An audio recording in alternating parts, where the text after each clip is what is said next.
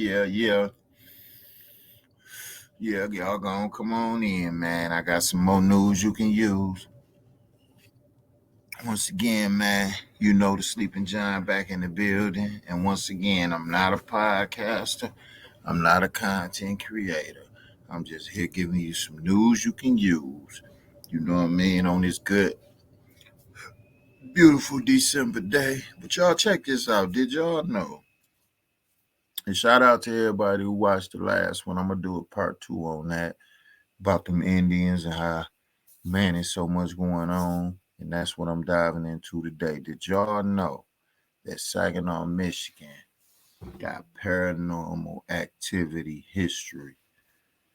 So for all of us who live in here, it's people around the world. I ain't going to say no more. I'm going to just sit back and let y'all see for yourself. It's wild out here. Check this out, y'all.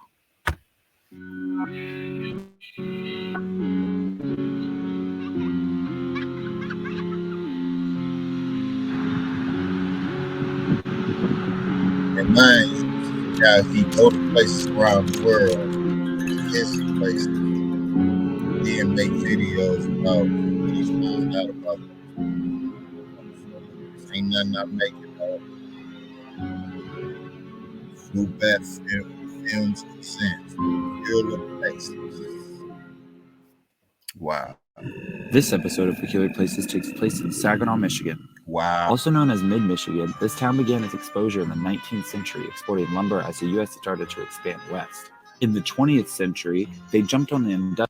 And like I told y'all on the last video, for those who watch, shout out. This place is known for lumber yards. I read a book some years ago, and that's what this place really was based on, lumber yards.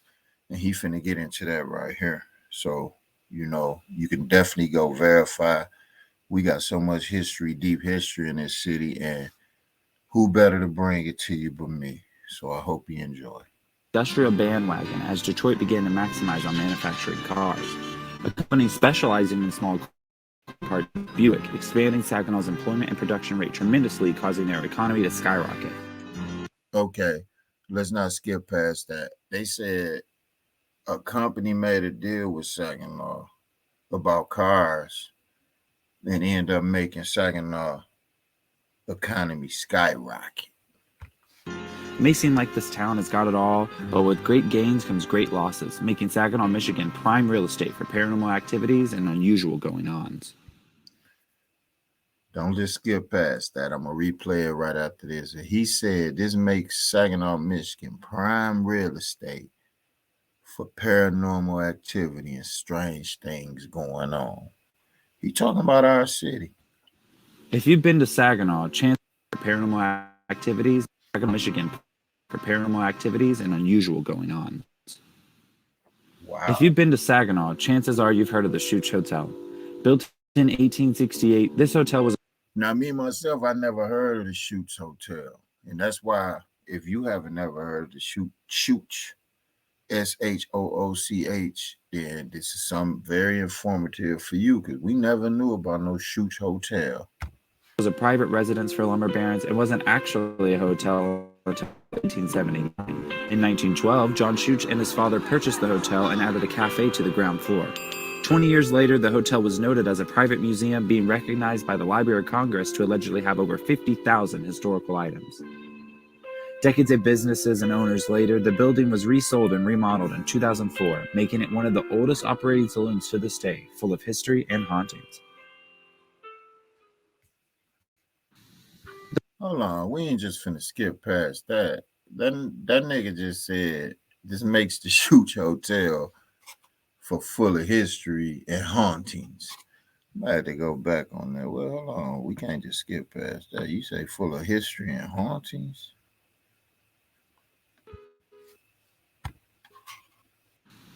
The hotel itself stands on Hamilton Street. Hold on, did he say history and hauntings? Operating saloons to this day, full of history and hauntings. Yeah, history and hauntings. Wow.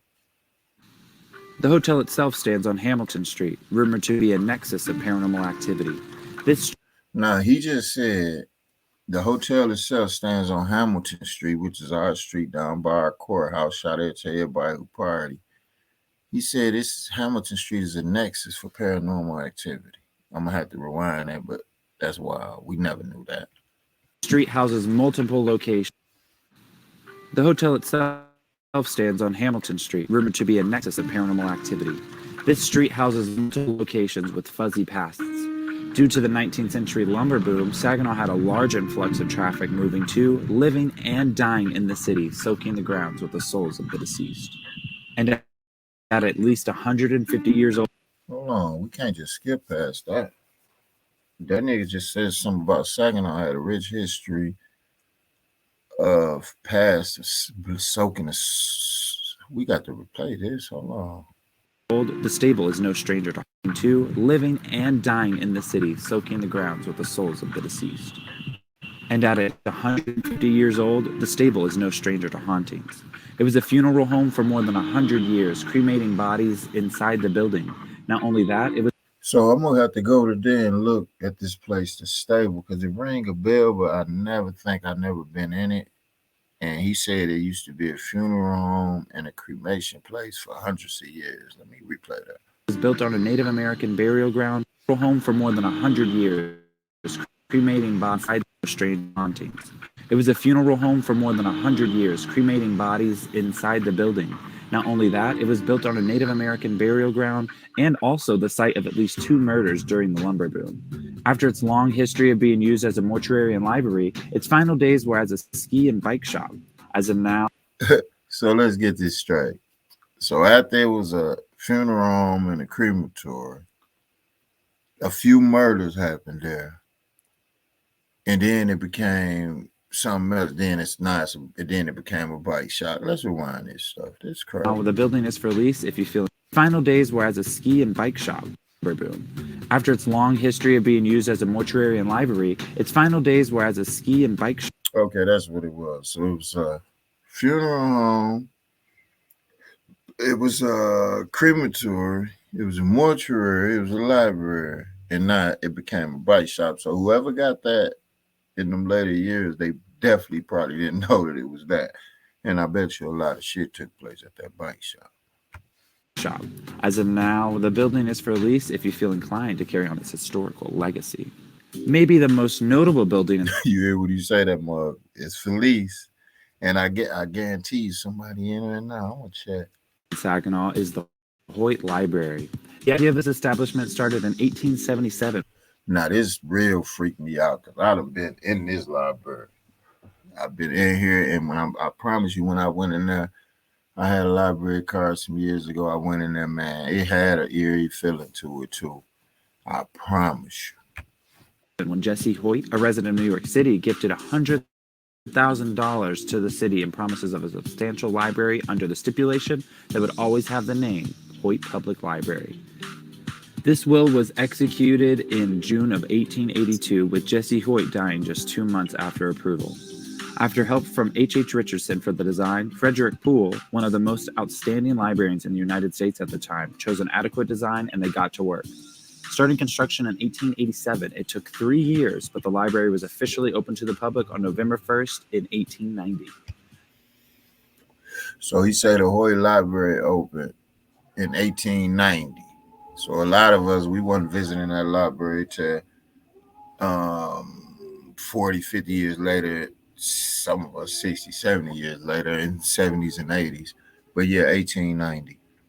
After roughly 130 years of service, the library has withstood the test of time, but with more than what it's for.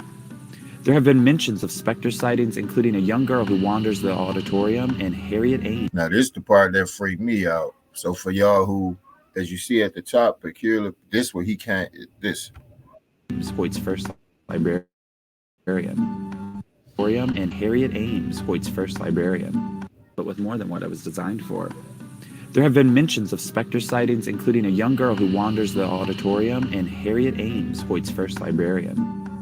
There have also been multiple reports of a phantom typewriter clacking in the night and severe cold spots while walking throughout the library. The rumors of ghosts within Hoyt's walls have become so popular that it was the topic of 2015's docuseries Haunted Saginaw. Now, he said the rumors of this shit that became so popular, it was the subject of a 2015 docuseries called Haunted Saginaw. Now, I'm quite sure nobody on here never thought or never even heard of a damn docu-series called Hunted Saginaw. And I'm gonna play this again. This shit ain't made up. This nigga from Britain or somewhere. Aside from the numerous experiences had here, that it was the topic of 2015's docu-series Haunted Saginaw. Aside from the numerous experiences had here, the library stands strong to this day and even larger than before.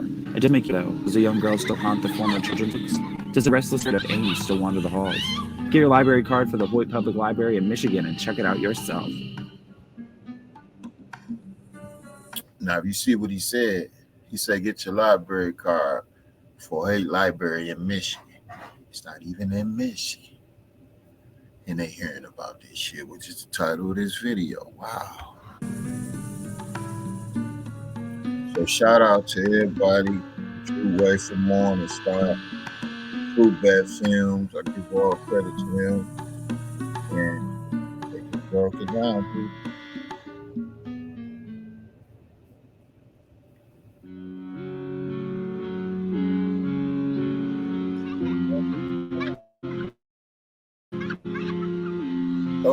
Oh, you tell me, man. All I'm gonna say is I'm just here to bring the news you can use. One thing for sure, two things for certain. We in the building. Gonna end this 9. You tell me what you think. You jump in the comment and tell me what you think. Cause saying 100, I'm getting the hell up out of here, man. For real. I ain't